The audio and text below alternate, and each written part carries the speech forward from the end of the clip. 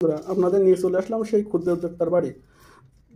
সে এক ভাইরাল চা বানিয়েছে। সে চা বানিয়ে তার এলাকার লোককে সাড়া ফেলে দিয়েছে। তার এলাকার লোক খুবই তার নাম করছে তার চা খেয়ে। ভাই, এটা কী চা বানাচ্ছেন? এটা হয় বাঁশপাতার চা।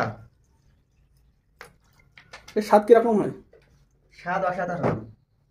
আজকে আপনাকেও খাওয়াবো। অবশ্যই, আমরাও তো চলে আসলাম আপনার এই চার নাম শুনে, যে এলাকায় তো সাড়া ফেলে দিয়েছেন চা বানিয়ে।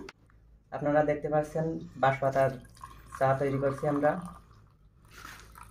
বাঁশপাতার চা কিন্তু খাওয়া অনেক উপকার।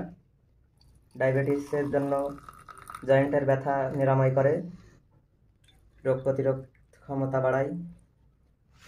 আজকে দেখবো কেমন লাগে। অনেক সুন্দর নাকি এই চা। আপনি যে চা বানালেন, চার স্বাদ কীরকম?